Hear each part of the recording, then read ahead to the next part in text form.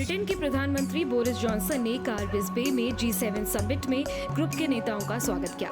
कोविड-19 महामारी की शुरुआत के बाद पहली बार ये नेता एक जगह पर इकट्ठे हुए हैं। इन नेताओं की चर्चा में कोरोना वायरस का मुद्दा प्रमुखता से रहा।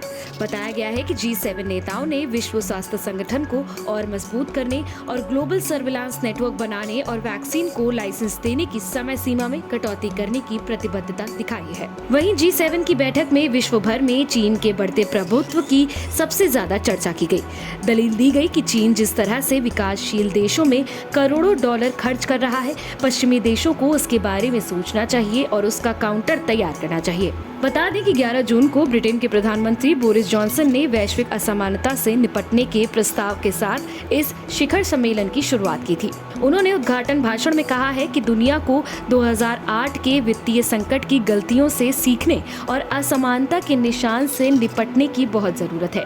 पहले दिन की बैठक के बाद G7 के सभी नेता ब्रिटिश महारानी क्वीन एलिजाबेथ द्वितीय के महल में डिनर के लिए भी पहुंचे थे। क्या है G7 संगठन?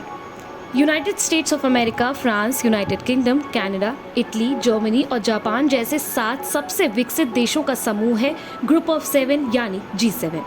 समूह खुद को कम्युनिटी ऑफ वैल्यूज यानी मूल्यों का आदर करने वाला समुदाय मानता है। स्वतंत्रता और मानवाधिकारों की सुरक्षा, लोकतंत्र और कानून का शासन और समृद्धि और सतत विकास इसके प्रमुख सिद्धांत हैं। शुरुआत में ये देश 6 समूहों का था, जिसकी पहली बैठक 1975 में हुई थी।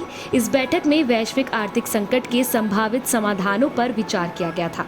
अगले साल कनाडा इस समूह में शामिल हो गया और इस तरह ये G7 बन गया। बता दें कि भारत, चीन और रूस G7 का हिस्सा नहीं है। हालांकि 1998 में रूस इस सम्मेलन में शामिल हो गया था, लेकिन 2014 में रूस को समूह से निलंबित कर दिया गया। 7 देशों के नेता और अधिकारी हर साल कई मामलों पर चर्चा के लिए बैठक करते हैं।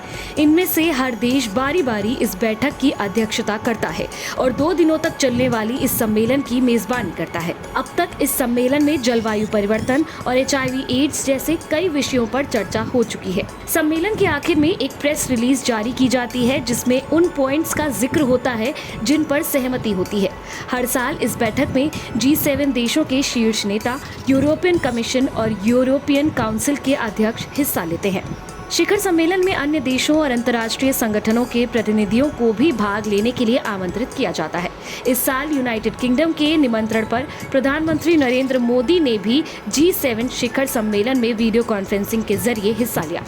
पीएम मोदी ने इस दौरान वन अर्थ वन हेल्थ का मंत्र दिया। जर्मनी की चांसलर एंजेला मार्केल ने इस दौरान पीएम मोदी की तारीफ की और उनके इस विचार को अपना समर्थन दिया। इस बार भारत के अलावा रिपब्लिक ऑफ कोरिया और दक्षिण अफ्रीका को भी बतौर मेहमान देश के तौर पर आमंत्रित किया गया था। हमारा वीडियो पसंद आया हो तो लाइक, शेयर, कमेंट जरूर करें और चैनल को भी जरूर सब्सक्राइब करें।